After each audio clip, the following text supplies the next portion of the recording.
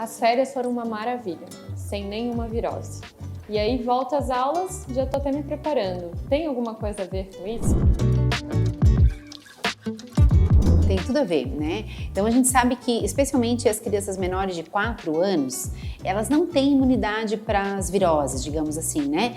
E quando a gente fala virose, não significa que a criança não tem nada, significa que a criança tem uma infecção por um vírus, mas como a gente não tem antibiótico para o vírus, ou antibiótico para uma bactéria, então essa doença ela tem um ciclo autolimitado, ele vai durar ali 5 a 7 dias e vai se resolver, né?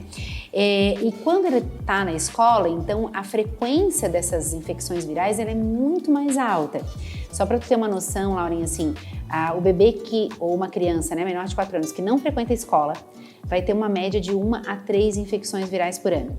E a criança que frequenta a escola, 12 a 18 infecções virais por ano. Então, por isso que a gente percebe que nas férias, ou né, a criança que já tem mais de 4 anos que faz uma virada de chave de imunidade, ela vai ficar muito menos doente.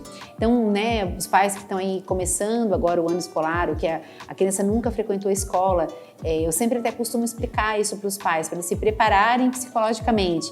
Porque às vezes entrou no coleginho, começou a ficar doente, e daí vem sempre aquela questão, né? Ai, será que ele tem um problema de imunidade? Queria fazer uns exames, ou dar uma vitamina para a imunidade, porque a criança está sempre doente, né?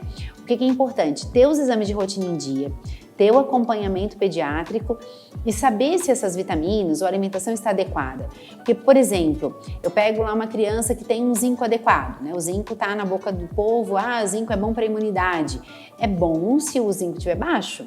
Mas se eu tenho uma criança que já tem um zinco no limite alto, eu vou repor zinco para essa criança, eu vou deslocar, olha como isso é muito integral, assim, né? Como é muito complexo. Eu vou deslocar aqueles carreadores de outras vitaminas saudáveis que também eram importantes para metabolizar esse excesso de zinco e eu não vou melhorar a imunidade da criança porque ela já tinha um zinco adequado. Se eu tiver um zinco baixo, eu repuser o zinco, ok, daí eu vou melhorar. Mas não era por um zinco normal e entrada na escola que essa criança estava ficando doente. E isso se repete com vitamina C, com vitamina B12, com ferro. Então não adianta vitamina para imunidade, adianta alimentação balanceada, exames em dia, acompanhamento pediátrico e essa consciência de que ele está entrando num ambiente, né, que é potencialmente adoecedor, digamos assim, né? Então a escola realmente para os menores de 3 anos, principalmente, ela é um ambiente assim bastante adoecedor no sentido das viroses. E essa história de que quanto mais pegar virose, melhor, porque cria imunidade, é verdade? Não.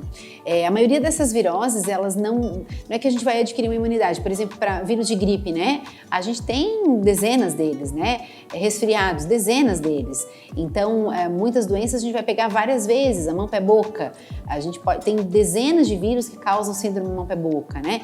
Pneumonia, a gente tem dezenas de bactérias que causam pneumonia. Otite, dezenas de bactérias que causam pneumonia. E otites, meningites. Então, muitas doenças eu vou pegar várias por outros vírus, tu entende?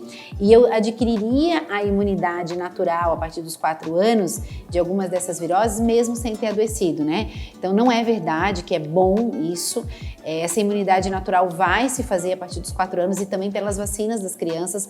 Por isso é importante, vacina de pneumonia, de meningite, de gripe, tá sempre em dia para a gente deixar eles mais protegidos dentro do nosso melhor possível, né? Dentro daquelas que têm proteção disponível, a gente deixar eles protegidos e fazer o acompanhamento. Mas não é verdade que o fato de ficar doente vai deixar ele mais saudável.